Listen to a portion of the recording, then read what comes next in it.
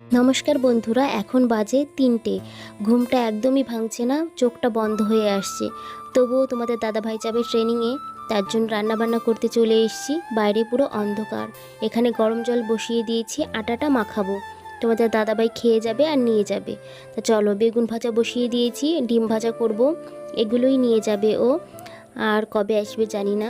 তা চলো, এখন আমি রুটিটা বানিয়ে ফেলি। চলে এসেছি তো রান্না করতে। আর ওদিকে তোমাদের দাদাভাই রেডি হচ্ছে, ওকে বললাম গরম জল করে দিও, বললো না করতে হবে না, ওকে ঠান্ডা জল দিয়ে স্নান করে নিল। আর আমার রান্নাঘরের দেওয়ালটা তোমরা একটু ইগনোর করো, কারণ এই বাড়িটা অনেকটাই পুরনো একটা বাড়ি, তাও খুব সুন্দর একটা বাড়ি। যারা আমাদের বাড়িতে এসে আশা করে জানে আমার বাড়িটা অনেক পুরনো হলেও খুবই সুন্দর, ছোট্টর মধ্যে অনেকটাই সুন্দর একটা বাড়ি। এই বাড়ির মায়ায় পড়ে গেছি বলতে পারো। কয়েকদিন পরে এই বাড়িটা ভাঙা হবে, নতুন বাড়ি তৈরি করা হবে, স্বপ্নের বাড়ি তৈরি করব। তোমাদের দাদাভাই স্বপ্নের বাড়ি বলতে পারো, কারণ ওরই বেশি স্বপ্ন আমার থেকে যে স্বপ্নের বাড়ি তৈরি করবে।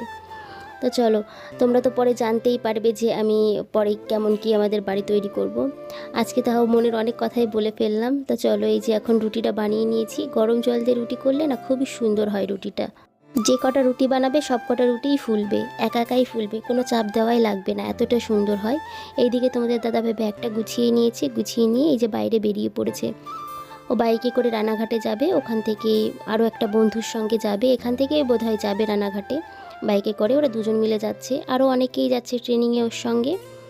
তো চলো, এখন তোমাদের দাদাভাই বেরিয়ে পড়েছে। বাইরে এখনও অন্ধকার, এখনও আলো হয়নি।